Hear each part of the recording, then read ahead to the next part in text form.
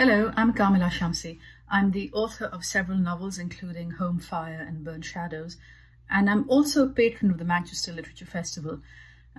When I was asked to be a patron, I jumped at the chance because I knew I wanted my name associated with one of the world's most exciting festivals. There are many things I love about the Manchester Literature Festival, but primary among them is the fact that the organizers don't look at the question who sold the most books, who's the most established author. Instead, they ask themselves, who is doing the most exciting work this year? And those are the writers they invite, whether they're established, whether they're newcomers, whether their work is available in English originally or in translation.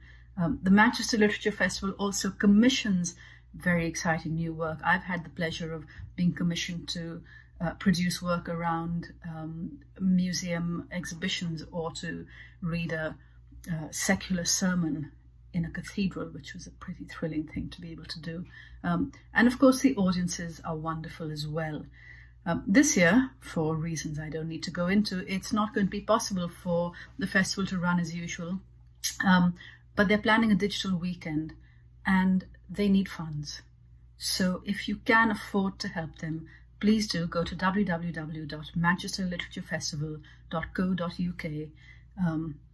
The price of a ticket or a cup of coffee is as much as we're asking, but if you can give more, of course, please do so. Thank you.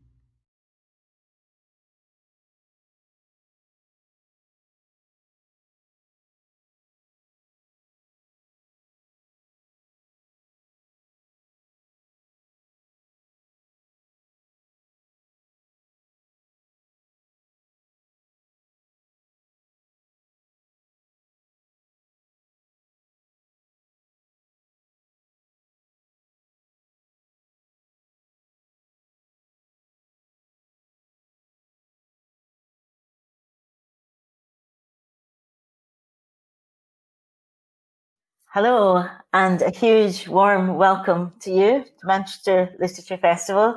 I have sitting here next to me, I wish she was actually sitting here next to me, but sitting here next to me in so many different ways, virtual ways, is the wonderful Angela Davis, Professor Angela Davis. I'm really delighted to be getting a chance to have another conversation with you, Angela. We last talked at Cambridge University in a huge big building in front of 1,500 people. And now we're just in front of our tiny screens. Born in Alabama, daughter of a primary school teacher and a serviceman, professor of history of consciousness, professor emerita at the University of California, Santa Cruz until 2008, linguist, activist, survivor of the US penal system, of the Board of Regents and Ronald Reagan. Angela Davis was 50 years ago, almost to the day, on America's 10 most wanted people's list. Extraordinary, 50 years ago, almost to the day. Her sense of judgment, her intelligence, her experience, her wisdom has made me want to put her on a different kind of 10 most wanted people's list in the world, a different kind altogether. And it feels to me that very much so many ways of being, of your politics, your activism, have come to be seen as really correct and amazing ways of thinking. You were way, way ahead of your time, always 2 steps ahead of your time. You were picked this year as Time Magazine's Woman of the Year for 1971, but it seems to me that you're not just Woman of the Year for 1971, but Woman of the Year for many of our years. For so many of our years, you've accompanied us through our political lives and through our different struggles. You've been a household name. You've been a name that's spoken in our houses, and you've been a complete and utter inspiration to our grandmothers and our granddaughters. You are one of these extraordinarily unique people in the sense that you completely, effortlessly span generations and generational enthusiasm and interest. You are a woman on the edge of time, always 2 steps ahead of our time. Please welcome to Manchester Literature Festival, Professor Angela Davis. Well, hello again, Angela.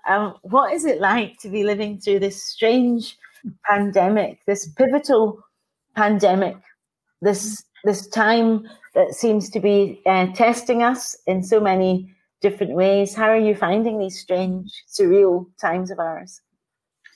Well, first of all, Jackie, it's so wonderful to see you again.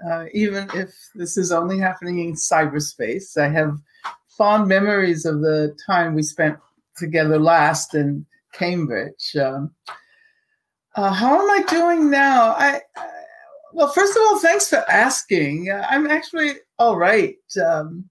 But I try not to forget that I'm doing so much better than so many other people around the world as a result of the deaths, the pain, the suffering caused by the pandemic. But I would say what is exciting about this moment is the fact that we have been, called upon to do work that can potentially transform our various societies. We've been offered opportunities by this conjuncture, the pandemic, the COVID-19 pandemic, the rise in awareness of the role that racism has played in shaping the entire world.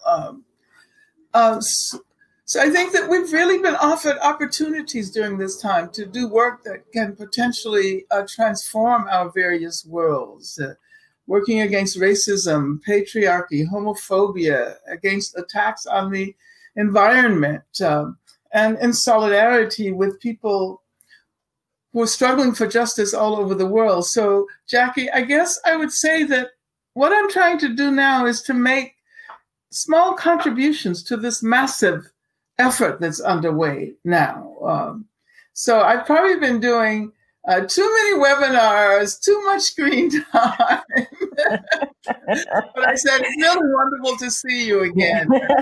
Well, I'm really appreciative that you said yes, and so is Manchester Literature Festival. But we're all really delighted that you're here, and it's just great to have a chance to hear from you, because it seems to me that you've been there all along. I've just been really struck being in this year 2020 and in the month of October, to be thinking back to yourself 50 years ago in the month of October, and to think of that span of half a century now, and to see the young and self-possessed woman that you were. I've watched so many different, that one really striking interview from the Black Journal, and to see yourself, your articulacy, your compassion, your awareness of all the other people in the prison and what was going on for them, and who was getting any attention and who wasn't. It seemed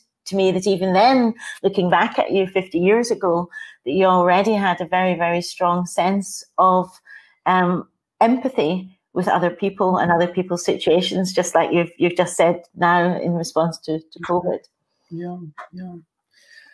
Well, thanks for reminding me that it's been 50 years since I was arrested on October 13th. That date kind of went by without my taking note of it.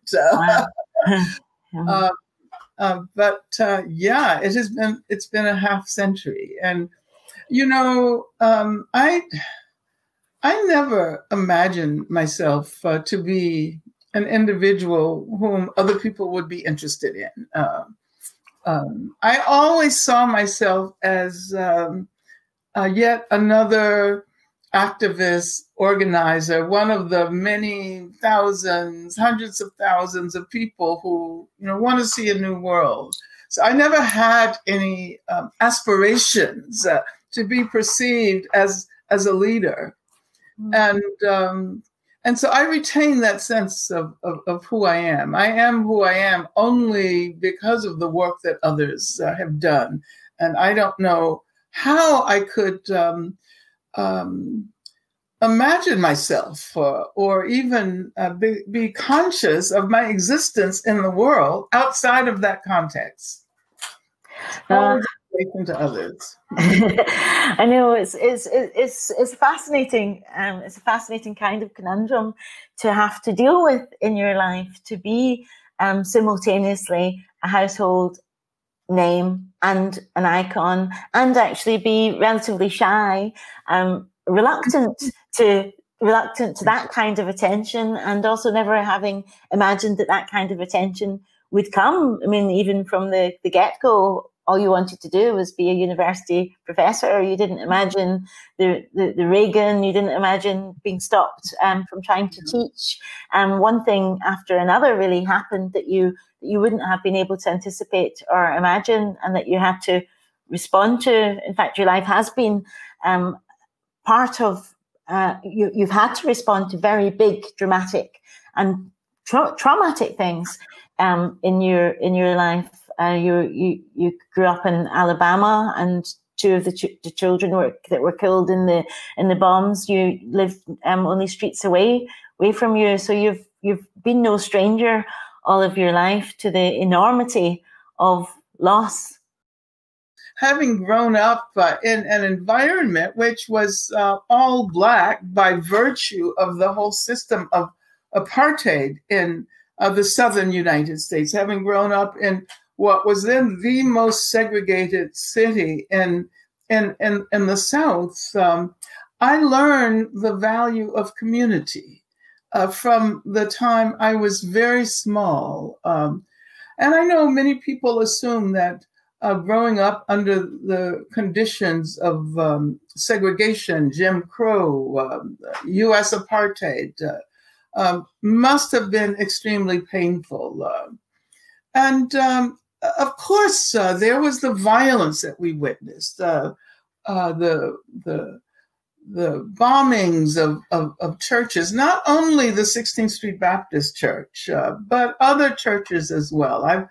I've often pointed out that when I was 11 years old, I was a part of an interracial discussion group at my church. I went to the Black Congregational Church in Birmingham, United Church of Christ.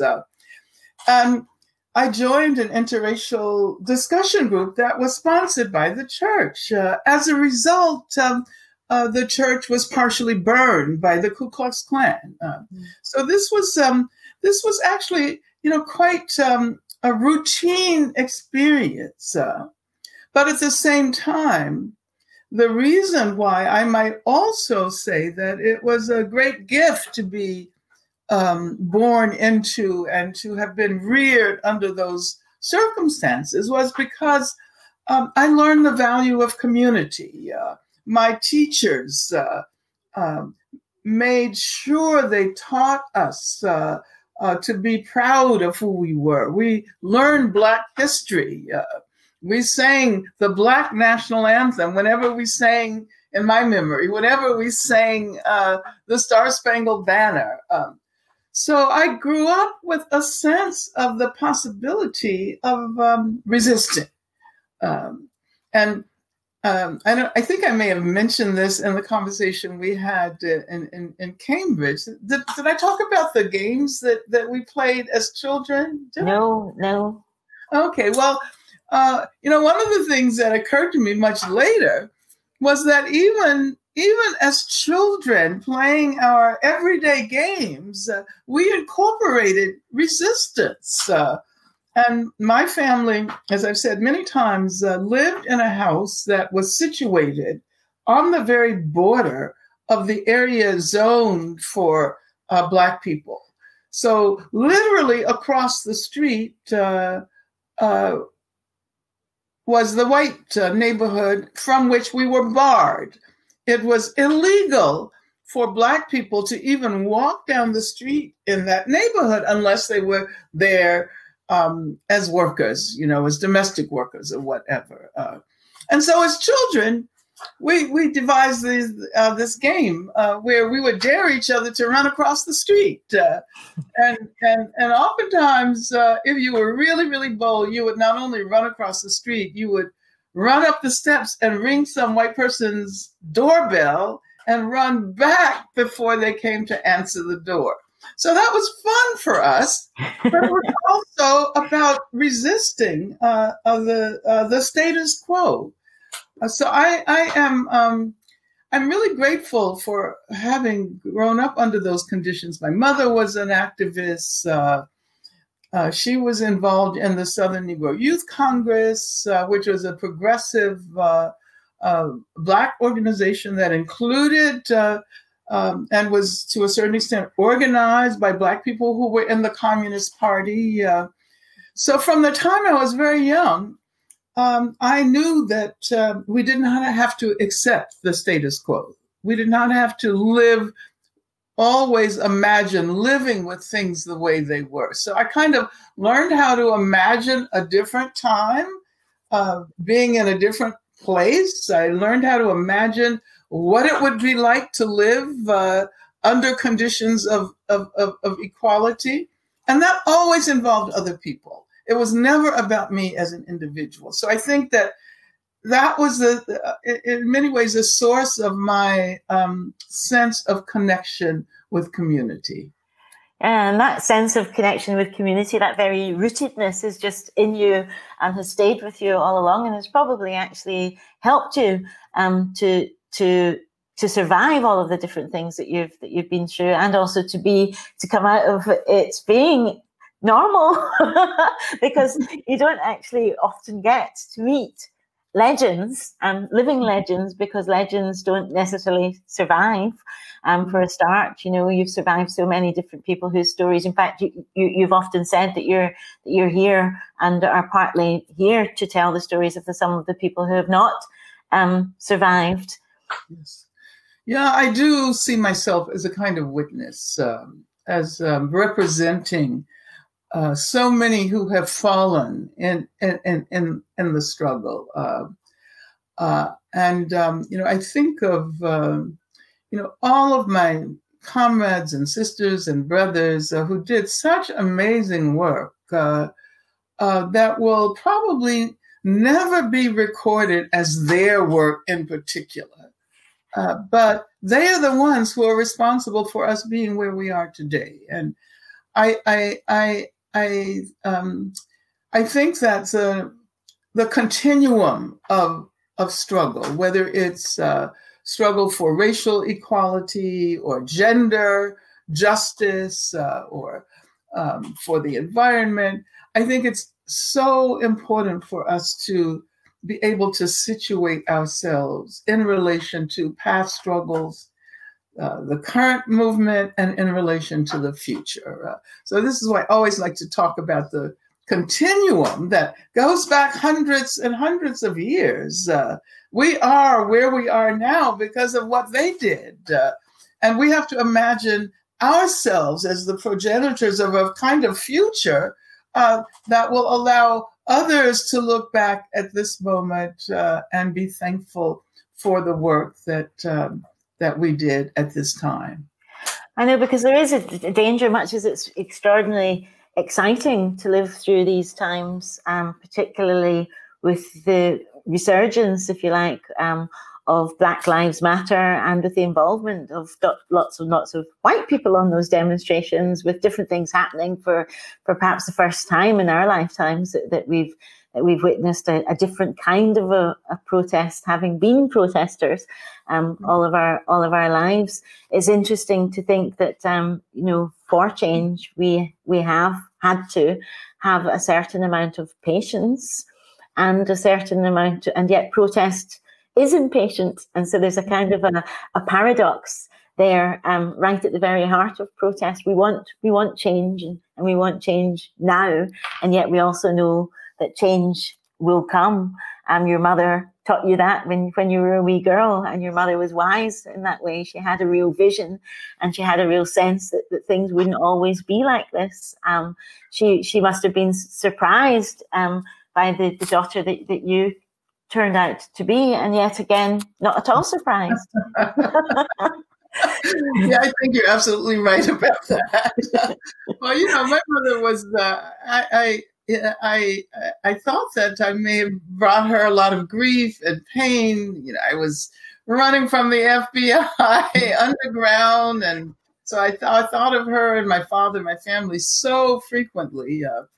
But, you know, as soon as the movement began to take shape around the demand for my freedom, she was out there on the road. It was the first time I recognized how important it was that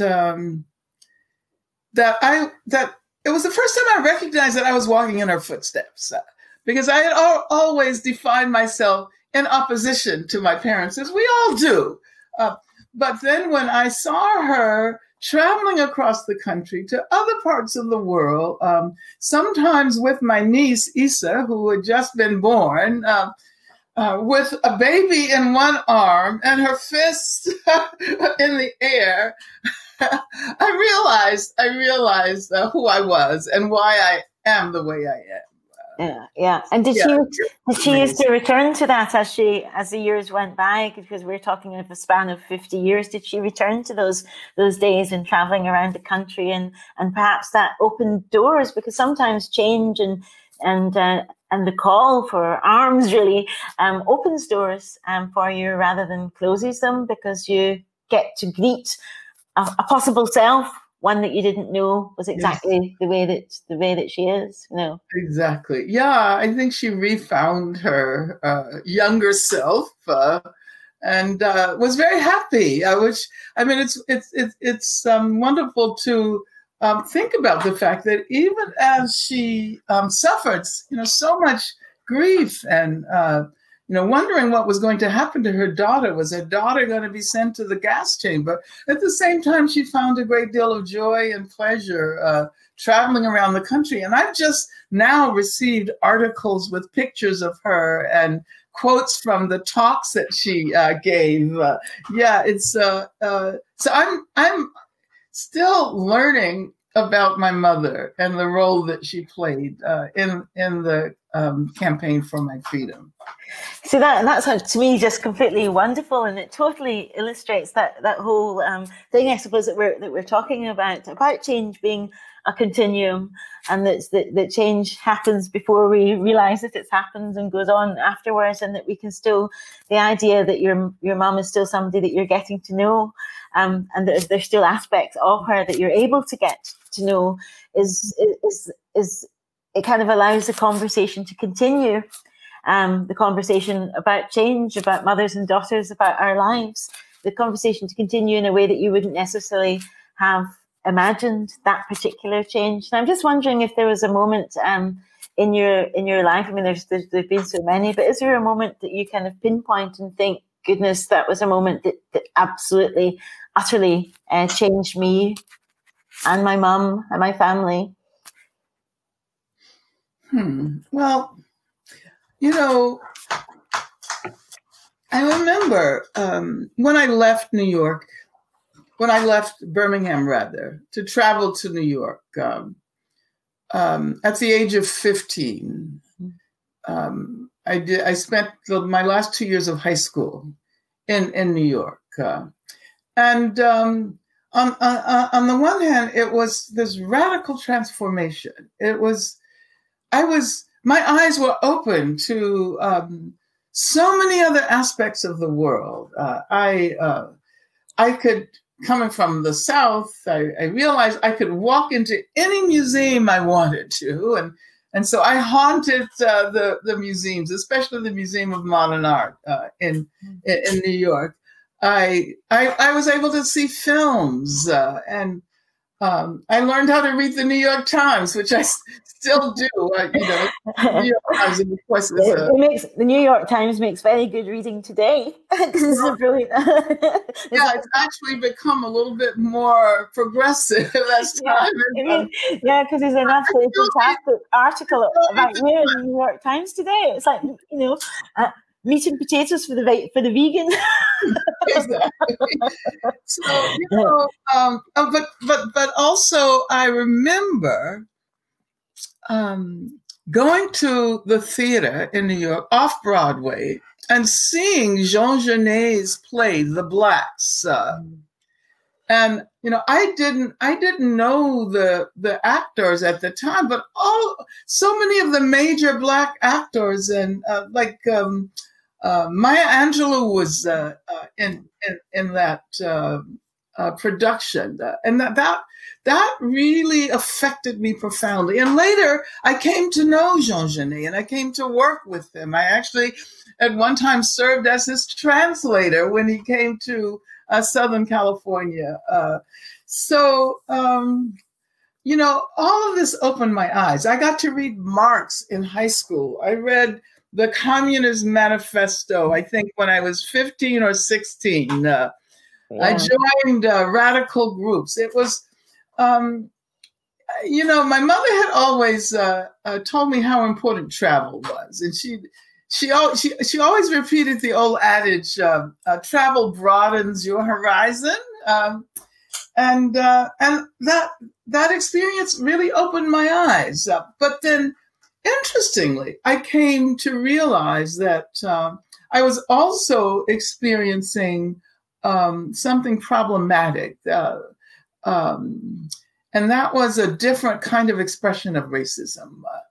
My idea was that I was going to New York, away from the racism that with which we all lived in the South, and it hadn't occurred to me that there would be different modes of racism, different ways in which racism expressed itself. But for the moment, that was a truly transformative period in my life.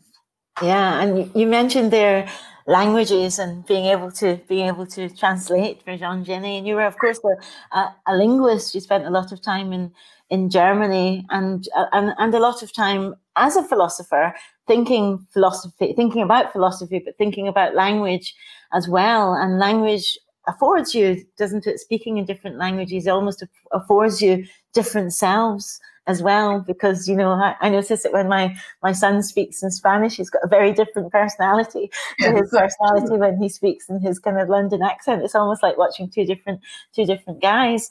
And so I was wondering about the influence of languages on you, and that sense of blossoming and opening out to the world through language. Well, it's interesting, Jackie.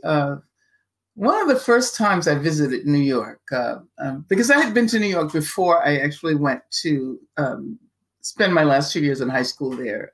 My mother was getting her master's at NYU during the summer, so she would take all of the kids with her, and we would stay with a family, her closest friends, Black communists, and. So I think that that period was so formative, and I can remember the first time I heard Black people speaking Spanish in New York, and it was like this real eye opener. I became aware of my own provinciality, and then when I went to high school in New York, French was a requirement to graduate, and I had never studied a foreign language, never studied a language other than English, and so I had to, in order to catch up with my class, I had to study 3 years of French in 1 year so that I would be able in my final year to take my 4th year of French. So that meant that I was immersed in the language and culture. I had a wonderful teacher, and I learned how to read in French. So much so that I decided to major in French when I went to college. It was again. It was that sense of, opening up the world. And I'm still so thankful for that experience, because I think that you're right. Languages provide doorways to cultures and worlds and communities and different ways of understanding our place as human beings in this universe. Yeah, because in a way, our place as human beings in this universe is to do with a kind of a listening in. Our ears are forever attentive to the sounds that we hear just outside of the window. And I remember reading sort of you saying very movingly that you had you were in Greenwich and you'd passed by the prison and you'd heard the sounds coming out, and then you heard the sounds completely from the inside out. And it seems to me that, you know, our lives are that. They're either from the inside out or from the outside in the experience, but all the time we're hearing the sounds refracted and the stories being told in different ways.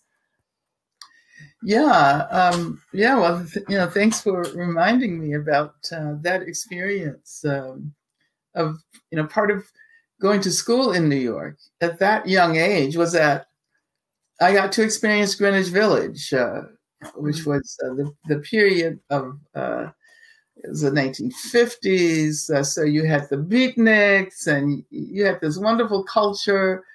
And right in the middle of Greenwich Village, where my high school was located, there was the Women's House of Detention, which I would see every day as I went to and from the subway to get back to the place I was living, the family I was living with in Brooklyn. And I used to hear these disembodied voices coming from this huge structure. Everyone knew it was a prison. But I remember feeling kind of embarrassed because I heard these voices and I couldn't see the faces. And I didn't quite know how to respond. And many years later, when I was one of the bodies inside that structure, I was also one of the voices that used to call down to people in the street, because this is one of the ways in which we did organizing inside. We organized a bail fund for women who could not afford to pay bail in jail. And it meant that the women in jail had to organize ourselves so that collective decisions could be made about who would get to be released on bail. And then the people in the street on the outside, the ones we were calling down to, would raise the money so that women could get out on bail. It was an amazing experience. Yeah, it's totally beautiful, the kind of the art of organization, because people often don't stop to just think of the beauty of that, the precision of it, the art and the ingenuity of it, and the creativity of it, you know, to be passing messages outside of the window. And talking about windows, there was only a tiny window really for you to get bail yourself, which Aretha Franklin had kind of initiated by saying she'd pay, but then she was away, wasn't she, in the Caribbean at the time, and wasn't able to pay. Could you tell the good folk of Manchester a little bit about that story, because it's such an extraordinary story, and also because I know that you're a huge music lover, and music, along with languages, plays such an important part in your life. Yeah, you know,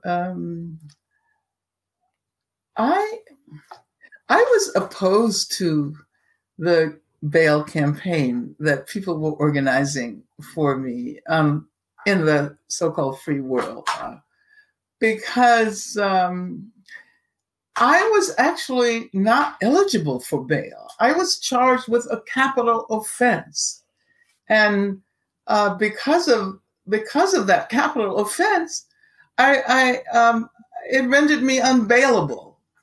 Mm-hmm. So when my friends and comrades who were doing the work on the outside said that they were going to develop a bail campaign, I said, a bail campaign? What kind of sense does that make? There's no way I'm going to get out on bail. But of course, my perspective had become somewhat narrow, I think, being inside. And fortunately, I didn't get to make the calls about what the movement did. Yeah. and so regardless of the fact that there was no possibility that I could get bail, people circulated petitions all over the world, petitions from Europe and from Africa, and places in South America came, and all over the U.S.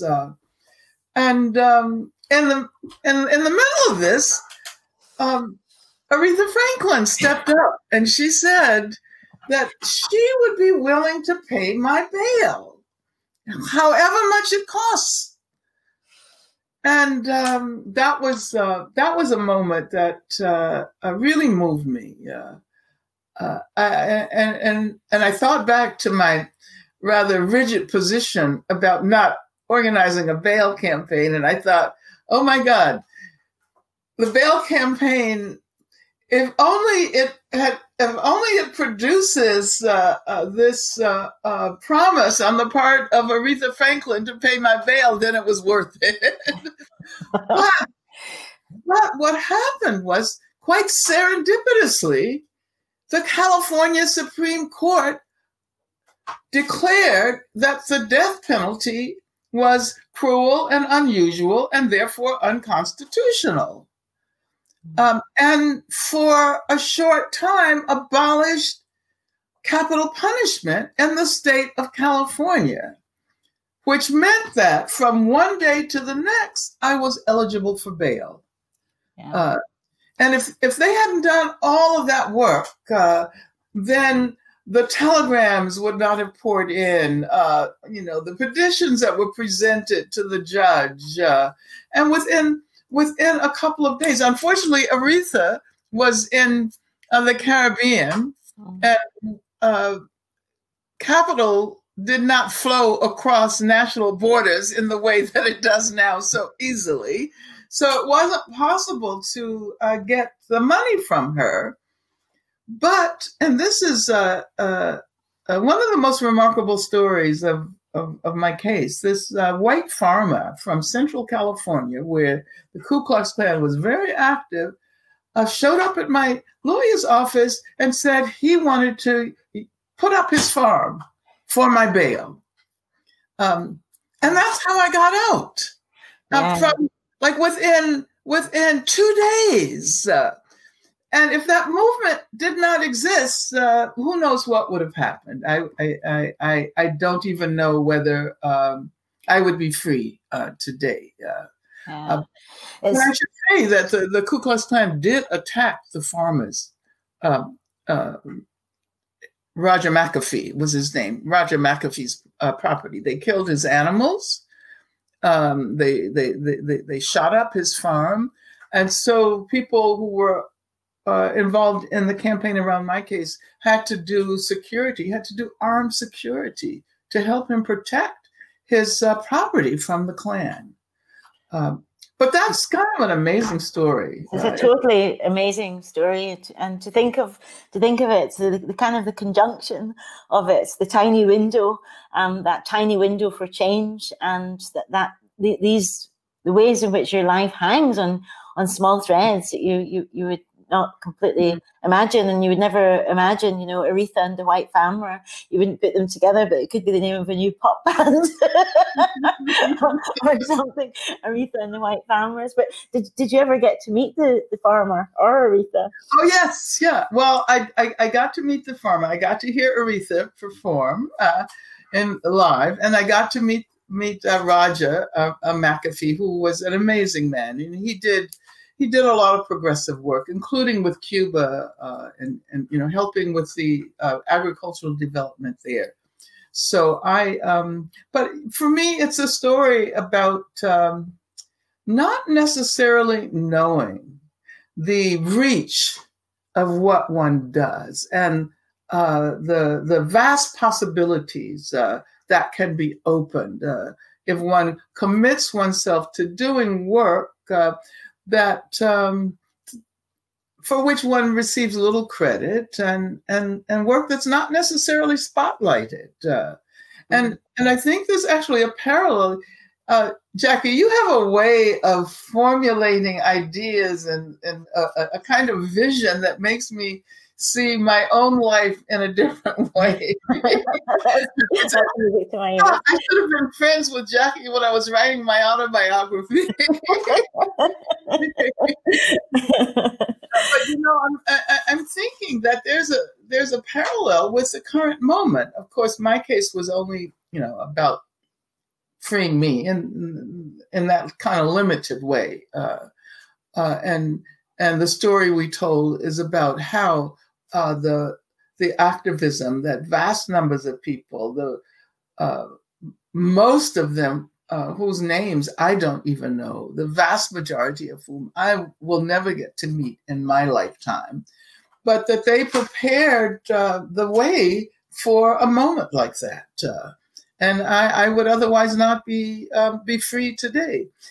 If I think about it on a much larger scale, and I think about the organizing work that people have been doing for the last period, even when it appeared as if nobody understood what structural racism was all about. It was always the assumption that, you know, racism is about a bad person. Racism is a characteristic of someone who has not learned how to control their prejudices and biases. And you know, others of us will say, no, it's embedded in institutions and structures, and this is why it has persisted for so long. It's not just about the attitudes. If people hadn't been doing that work for decades and decades, we couldn't have experienced this current conjuncture. And the fact that when George Floyd was lynched by the state, that when Breonna Taylor was killed and all of the others whose names that we know, and people rushed out into the streets, Black people and brown people and indigenous people, and as you said, more white people than ever before in our history. That would not have happened if not for all of the work that has been done. And you see, it seems that the conjuncture of the pandemic and the recognition of structural racism through the pandemic, in terms of the people who were dying, the numbers of people who are essential workers, who are Black and brown people, people of color. If that organizing had not happened, I don't think people would have poured out into the streets at a time when it was really dangerous. I mean, in many ways, they were risking their lives to go and participate in these demonstrations. And we've had the largest demonstrations in the history of this country during a shelter-in-place order. I know, the same here. And you see just how important it is to people, the fact that they're risking their lives to go on demonstrations, and the fact that just how much is at stake, that there comes a moment when people say, no, you know, enough is enough. And that moment ignited, and we are living in tinderbox times, and we are all our skin is tight because of all of the different things that we've had to face. But it's really interesting to see what the tinderbox can do, and the fact that so many positive things can come out of these really pressured and high pressured and emotive and emotional times.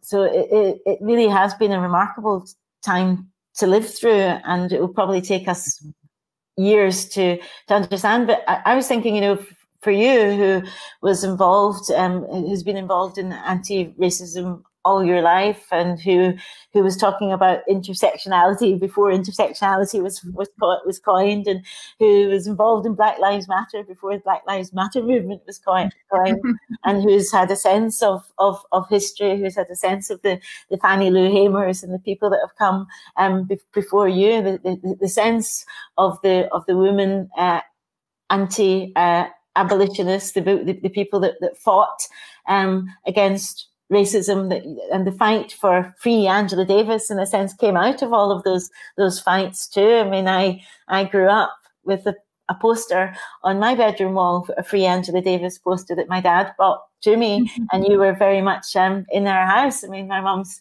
excited tonight that I'm talking to you. She said, "Give my love to Angela," like she knows you very well, as I'm sure you're very used to from so many people, grandmothers and granddaughters. And it was exciting and extraordinary to watch in Ireland when we were both in Ireland a few years ago. This whole kind of group of young women kind of congregate in the street, activists, all bright and alert and intelligent, and just wanting to know where to now, where do we go now? But that sense that there is a place to go to now, and that change is possible, and that people hadn't somehow lost hope. It's very much in the air at the moment. This is really the most extraordinary historical moment I've experienced, and of course I've experienced many in my relatively long lifetime. I think that finally there is a popular awareness of the need to acknowledge our historical situatedness. For such a long time, there has been a reluctance to engage with issues that were first posed at the end of the Civil War and with the abolition of slavery. And of course, issues that emerged out of the whole period of colonization and the assault on indigenous people.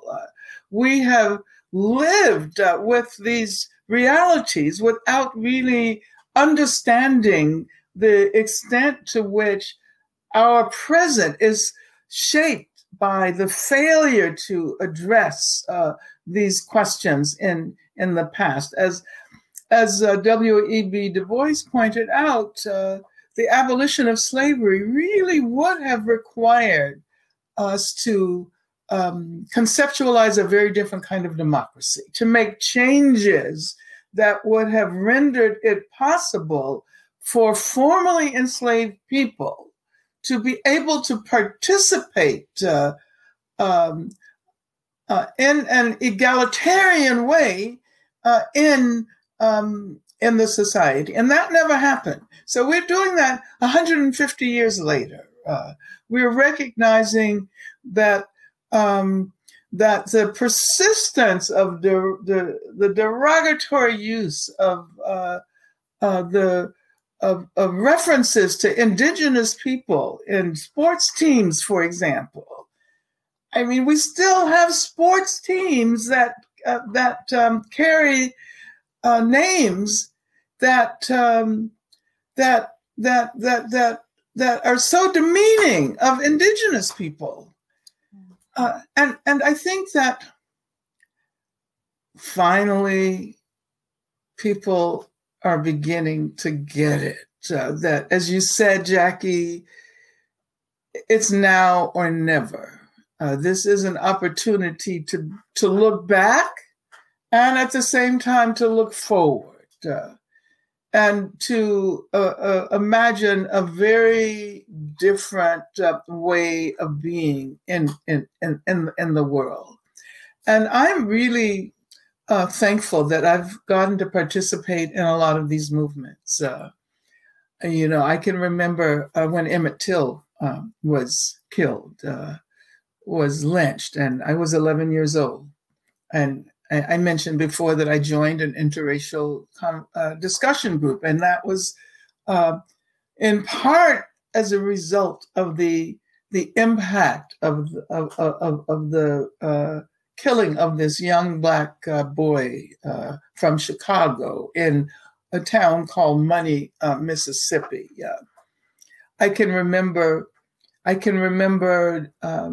picketing in front of Woolworths in New York City, near the New York Public Library, every Saturday. And this was in solidarity with the work that was happening in the South, the the sit-ins and the surge of young people who were saying no to segregation in the South, I was kind of sad that I was no longer in the South, because I really felt I wanted to be in the ranks of those struggles at that time. But I did what I could do in New York. And then, of course, movements to free political prisoners, Lolita Lebron, for example, Nelson Mandela, but also political prisoners like the Attica brothers. So if I look back at my own life, I can see this trajectory, and I see the themes of challenging the racism of the state repressive apparatuses, the imprisonment of people, attacks on people, the connection between police assaults and the lynching culture, and what we used to call the legal lynchings, such as the one that claimed the life of George Floyd, and so therefore, I think it's important to point out the continuity of struggle. I was talking about the continuum before, and each of these struggles help to generate new struggles. So the Black Lives Matter struggle today emerged from the civil rights movement, emerged from struggles to protect those who were assaulted and killed by the police, and the movement to free political prisoners. So it's I guess I should say that I feel really privileged to be able to witness this, because I did not know that I would witness such a moment in my lifetime. No. I mean, I never expected it. It is extraordinary. And you were saying earlier about writing about your life, your autobiography, and how you see your life differently in different ways. And I was thinking about the Toni Morrison, you meeting her as a young woman, and her coming to you, and you initially not really being interested at all in writing your autobiography, which seems kind of typical of you, if I may, in a way, to say that because for you. You've always said it's not about me, that even when people wear your face on their T-shirt, that it's not about you, that you've come to see that differently, that people that your face in a sense belongs to other people as well as to yourself, is maybe one way of putting it, and there's so many other ways that you could put that. Just as an aside to that, I remember you saying in Ireland that somebody had said to you, "My Angela," and it was somebody you'd never met, a grandmother you'd never met, my Angela, and that kind of gave you a sense of what people feel when they do relate your autobiography to their lives. Yeah, and because they're the ones who made it possible for that massive show of solidarity and strength to happen. Yeah, and as I've said to many people, and I've told you this before, that I don't take myself so seriously as an individual. It's not the person that I am who is the icon. It is the work that so many people have performed that made it possible for me to be free. That's the meaning of that that figure that they call iconic. And it as I've told you before, it took me a while to figure it out because I'm not a person who ever aspired to be in the leadership of a movement or to be highlighted in that way.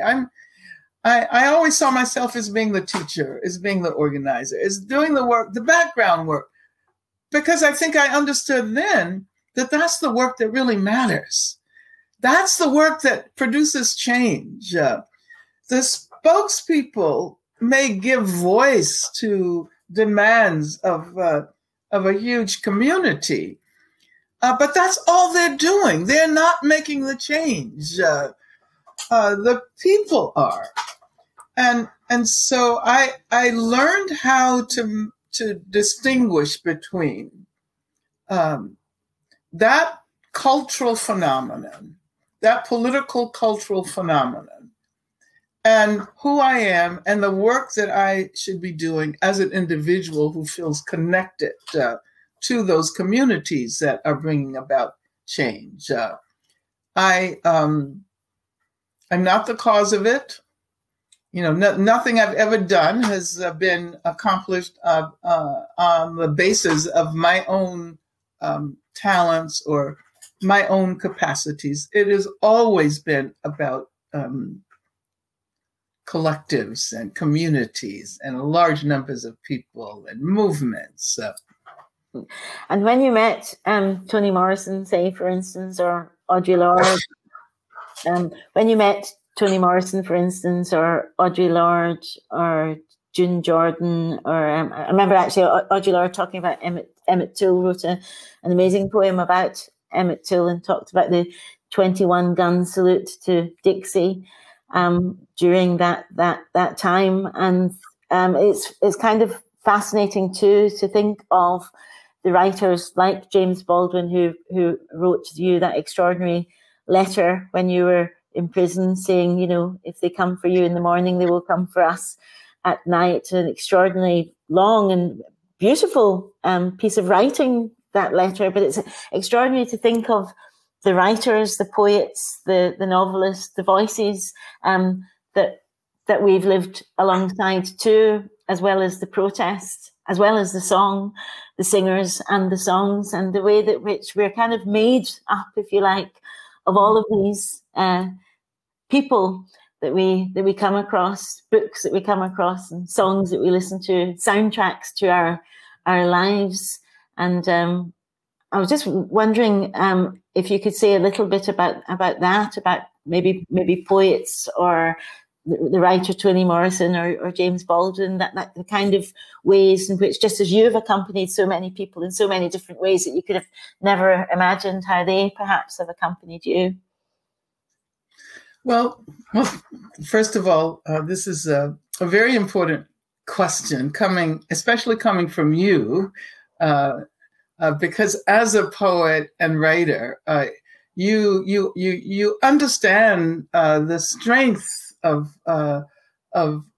communicating in that kind of cultural realm. But you also know that so often your work and the work of poets and writers and artists and musicians that work is kind of marginalized. It's not seen as the absolutely essential work for social change.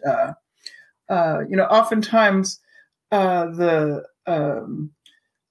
rally is taking place, and then, of course, we have the entertainment. We have the poet who comes up to give us a sense of relief from dealing with all of these difficult political issues. And oftentimes, I think it should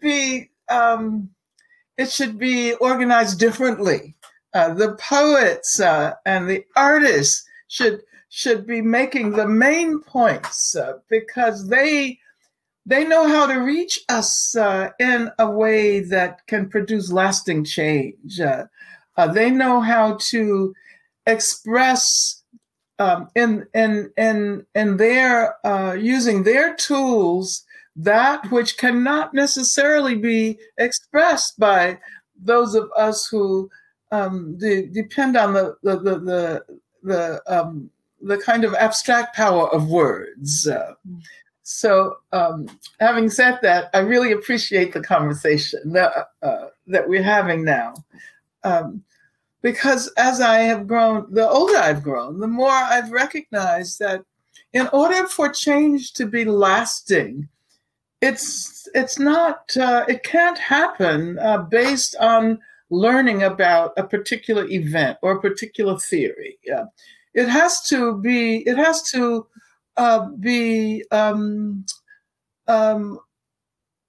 emotionally produced. It has to reach the whole being. It has to bring us joy at the same time as it urges us to reflect on difficult issues.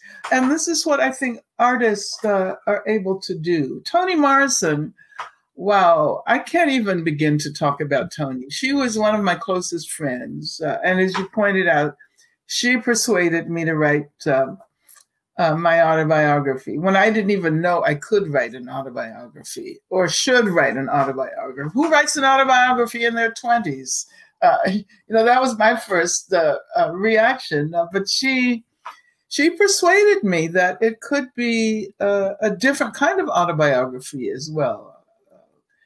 It didn't simply have to focus on my individual trajectory. It could be a political autobiography.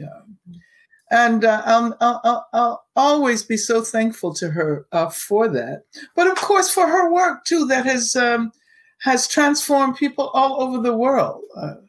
I don't think this moment would be possible without the ways in which Toni Morrison encouraged people to think more capaciously about issues of race and gender and injustice in the world. And so, yeah, it would take us. It would take us a long time. And with Audre Lorde, if we sorry. Yeah, let me just say something about Audre Lorde, whom I read before I met. Toni, I met before I read. I didn't even know she was a writer. I thought she was, she was an editor at Random House. Yeah, she was. Mm-hmm. And I think it's important to point out that she published so many important Black women writers, like Toni Kay.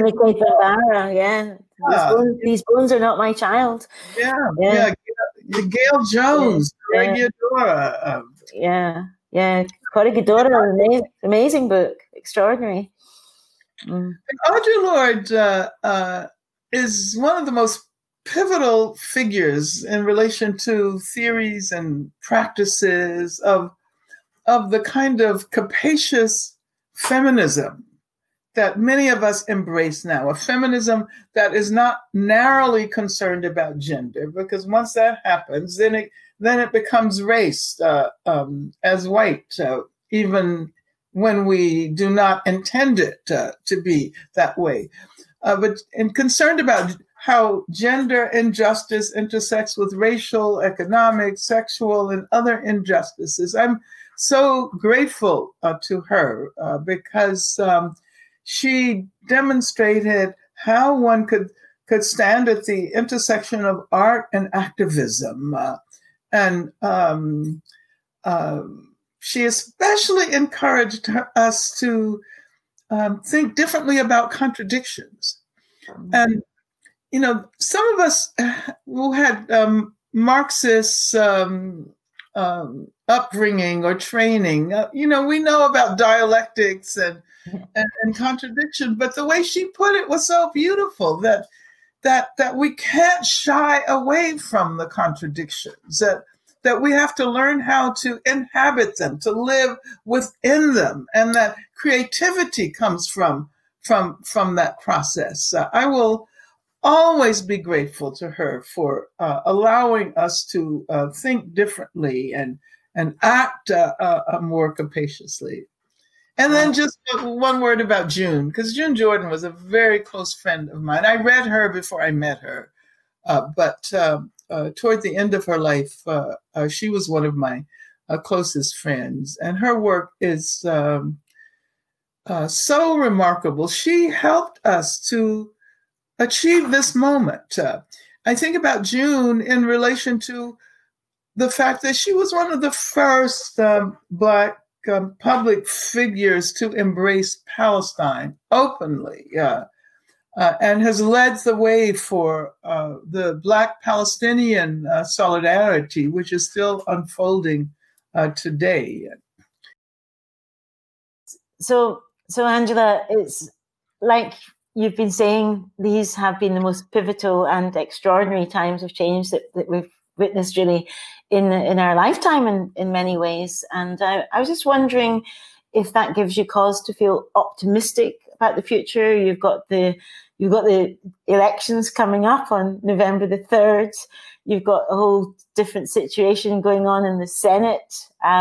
We had the death of Ruth and her desire to not be replaced until after the election. A whole lot of different changes have happened just in your country alone, that then whose knock-on effects go on to affect all of us out here in the big wide world. So I was just wondering what perhaps your parting thoughts are on some of those things. Well, I'm very scared, and at the same time, I'm very optimistic.